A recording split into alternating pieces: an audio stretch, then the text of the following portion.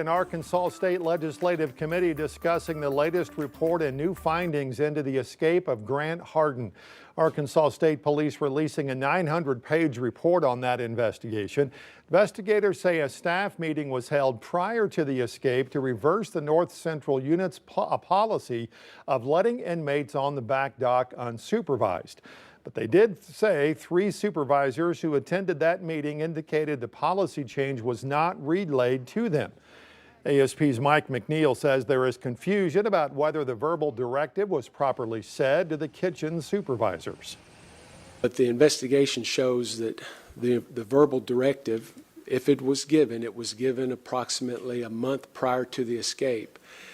And there was no action taken by the administration to formally change the policy regarding inmate supervision on the back dock. So that was concerning. Food prep supervisor Justin Del Val and Corporal William Walker were fired after reportedly violating policy, which led to the escape. We'll have much more on this meeting tomorrow right here on 5 News. Back to the weather. One of the hardest hit areas tonight was the city of Sallisaw. 5 News reporter Lauren Spencer is there and tells us about major damage to the city's hospital. This is where Sallisaw saw a bulk of their damages here at the Northeastern Health System Hospital, where the roof was blown off. Officials tell us no injuries were reported. All patients were evacuated, but tonight the ER is still on divert status. It was shaking everything, and it was raining. I mean, you couldn't see very far because of the tremendous rain and the thunder and the lightning. Tom Foote was hunkered down as severe weather swept through Sallisaw. Got on Facebook and then started seeing everything, and that's when I changed clothes and decided I better get out here. He says he got to the hospital as fast as he could. He's a volunteer for the Red Cross, helping the hospital, and soon nearby neighbors assessing the damage. I was just almost fighting back tears a while ago, just seeing the people, you know, walking around just kind of in a daze.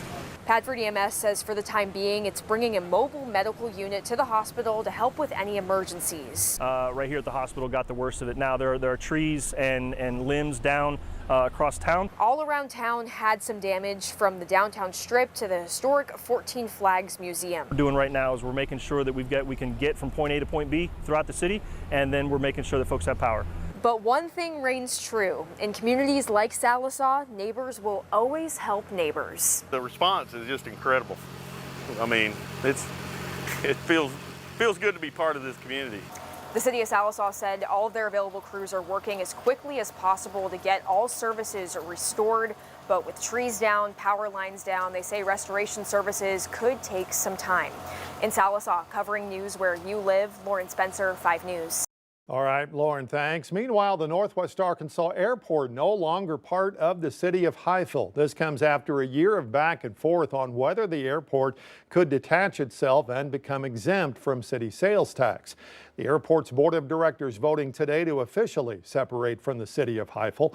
X&A also discussed the possibility of detaching from other cities if other cities decide to annex land close to the airport. The board also talked about the impact of potential property sales. Now the vote moves on to the Highville City Council, who will vote on the order tomorrow night during a special meeting at 6. Meanwhile, at the Clinton National Airport in Little Rock, the executive director has resigned. Stephen Baker had been on paid leave since this month amid a dispute over changes to his employment contract. Baker took the job last year after former director Brian Malinowski died in a federal raid at his home amid an investigation of his alleged private gun sales. CFO David Tipton will serve as interim director. New at 10 tonight, Our Best Bank releasing its Skyline report today on commercial property for the first half of this year. That report shows overall vacancy rate for leasable commercial space in Northwest Arkansas rose to just more than 7%. That's the highest level since the second half of 2021. The warehouse submarket led the way for rate increases. Office and retail followed after. Despite the uptick, local financial experts say they remain confident in the area's commercial real estate market. I think the the data showing us that there is a healthy balance between supply and demand here in Northwest Arkansas. So while you may see some vacant storefronts or you may see some new commercial space, I think what the data is telling us is there's certainly the demand here for what's being built. Skyline report on residential and multifamily real estate is expected to be released by the end of next month. Also new tonight at 10, 2 people facing murder charges in connection with an 11-year-old cold case in Delaware County, Oklahoma. The OSBI says a tip back in July led to the charges against James Larson Jr. and Penny Larson. In March of 2014, Dustin Carver was reported missing and last seen with James and another man. Well, that man told investigators then that James accused the victim of raping Penny. An affidavit says he also told investigators he saw Penny cleaning up blood on the floor. Court documents also show James was already in a Missouri jail on unrelated charges, told his cellmate about killing a man in Oklahoma and burning the body. The breakthrough in the case led to both being charged with first-degree murder. Around Arkansas tonight, State Attorney General Tim Griffin expanding efforts now to combat the growing fentanyl crisis. It's a new partnership announced today at UA Pine Bluff.